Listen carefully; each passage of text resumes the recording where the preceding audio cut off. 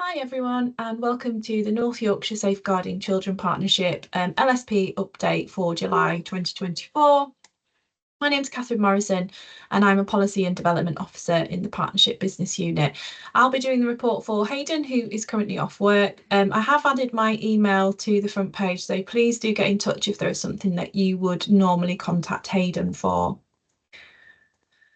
So just a few headlines from the business unit in terms of updates. It's been a very busy time in the partnership in terms of documents and strategy reviews. We're currently working on consultation to develop multiple strategies before the end of the year, one of which is Being Young in North Yorkshire. So this is our partnership overarching strategy. Kind of think of it as a bit like an umbrella strategy in which all of our other strategies sit underneath. This will be due for publication in early 2025, with the early help strategy due for review and publication at the end of 2024. So the business unit arranged a series of consultation events as an opportunity for partners to share views and help shape the future development of these strategies. These dates have now been completed and the results are now being compiled by the business unit and will be taken into account when we look to develop the new strategic priorities. If there are any partners attending the meetings who would like to contribute to this consultation process but were not able to attend the meetings, please do contact us via the business unit email. We would love to hear from you. Following completion of the multi-agency harmful sexual behaviour audit, work will now begin to collate the findings from that audit, which was completed by about 40 partners, and build on the areas identified in the NSPCC report to develop a strategy for North Yorkshire. Our multi-agency child exploitation strategy has now been completed. That was launched in March 2024 and can continue to be promoted across teams. In terms of our annual report, the final draft has now been completed and now sits with our design team. We are due to publish at the end of the summer and of course we'll disseminate that out across the partnership when that's ready. With regards to working together to safeguard children, so we now have an operational task and finish group that's been established who are meeting monthly to review an action log built around the changes around multi-agency safeguarding arrangements that need to be implemented by December 2024. So the group are sharing individual partner updates based on the changes, as well as establishing effective and impactful ways to share these changes and what they mean for roles and practice right across the partnership. So the group plan to hold a learning style event to summarise the changes in December 2024. So this will be a really key event that we would hope that partners will promote right across the teams. We are keen to hear from you if you feel there are other ways that you would like us to disseminate the learning and the information that's come out of the working together policy. We've just finished a 1-minute guide which highlights the changes and what partners need to be aware of, and we're also in the final stages of producing a web page looking at the working together document, the changes, what it means for your practice, and a few kind of key questions that you can be sharing amongst your teams just to make sure everyone is aware, has an awareness of the document. This will be circulated over the next few weeks. Just to share with you some of the documents that have been reviewed on the website, you can see there's been quite a lot that's been reviewed over the last couple of months. Key ones just in relation to safe sleep, no significant changes, but just linking in with the Ask Me campaign, which was shared with you in the last briefing. A new piece of practice guidance is being developed to raise awareness of the dangers that dogs can represent, helping professionals identify prohibited breeds and give guidance on what professionals should consider when assessing risk. This is being developed in light of the new guidance that's been published around XL bullies. Another one to be aware of is just in relation to the Home Environment Assessment Toolkit, or HEAT. So this we had a learning event or masterclass in June. So if you want to know more about that, you can access that via the YouTube channel. A key one as well is in relation to a practice guidance around professional curiosity, which I'll get onto in the next slide. So as I've mentioned, we have updated our professional curiosity practice guidance. Professional curiosity is a regular learning point.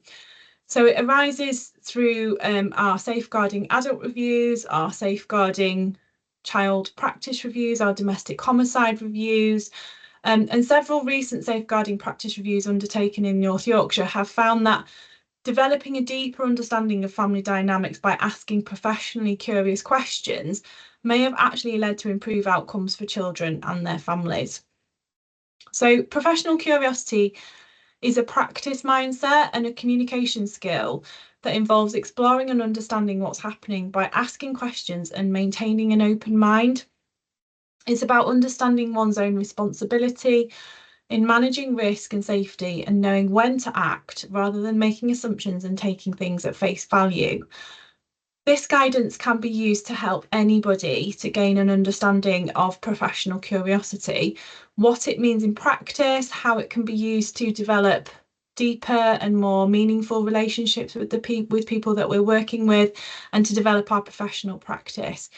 We have broken it down into really helpful segments, such as what professional curiosity actually is, what some of the barriers can be in terms of stopping us being professionally curious, how we can develop our skills, supporting professionally curious practice, and additional resources. This is a really key learning tool, so we would ask that this is promoted by yourselves out to your teams. Just a reminder, I know I touched on this in the last LSP update, but we do have a really valuable campaign that is hopefully useful to everyone attending today. Just kind of sharing some of our key safeguarding messages. This was a piece of work that was produced in partnership with our voluntary sector. It is a professional and volunteer-based campaign, so not necessarily public-facing, but a really useful document that you can have in your staff rooms, on your staff notice boards. We do also have a series of social media campaigns that, again, you can be promoting with your staff teams. But it highlights some of those really key safeguarding messages. So if you were worried about a child, if you were worried about an adult, if you had intelligence you wanted to share, and it directs you to, how you would do that and some of those key processes with really easy to follow QR codes. So again, something that we hope is useful for all of our partners. I've popped the QR code on there. It's all available on our website. In terms of some upcoming learning, as you know, we do run our monthly learning events right throughout the year. We do tend to take a break over the summer holidays because we have a lot of partners that kind of take leave over the summer. So we would ask you to access our previous learning via our YouTube channel. We've had loads that's happened over the last 12 months. Coming up in September, we'll have a business unit update from myself and the team. We'll be looking at some of the work we've done around audits and case review learning, which will be really valuable. In October, we have public health doing a session around young people and vaping, which we know is obviously a very hot topic for a lot of partners at the minute. In November, we're going to be looking at the professional curiosity practice guidance in a little bit more detail. I've already touched on it today and how important it is, but we'll be really digging into that practice guidance and looking at some case examples and what it means actually in real life and the work that you're all doing. And then finally, I've already mentioned this one, an extended session in December, looking at our working together update. So this will be a full partnership delivery. We're asking partners from our statutory services, so North Yorkshire Police, Health Services and Local Authority. We'll be giving an update and we'll also be asking some of our relevant agencies in terms of education and our voluntary sector organisations to give an update on what working together means and how it's impacted their work across North Yorkshire. A reminder to partners that you can access all of our procedures, practice guidance and 1-minute guides on our website. And I've added the QR for you to scan for your convenience. We know that there's a lot of information on the website and it can be really hard to hold all that safeguarding information, but it's key to remember that if you do want to find out more about a particular topic or theme, then we'll have the guidance that's up to date for you available via these QRs. Similarly, I've added a link to our training page where you can access upcoming training courses available to you all. Final slide from me, a reminder to partners of all of our key links, including our social media channels, our YouTube page, and how you can access our podcast. I've included a QR code to scan to sign up to our monthly e-bulletin, where we share key safeguarding updates for partners. And again, one to kind of keep an eye on in terms of any documents that we'll update or any information that we will have for partners in relation to the changes to working together. Please do, as always, continue to share key information with your teams and networks and get in touch with us if there's any further information we can provide you with. One final note from me. Over the summer holiday period, we will be doing some maintenance work on our website.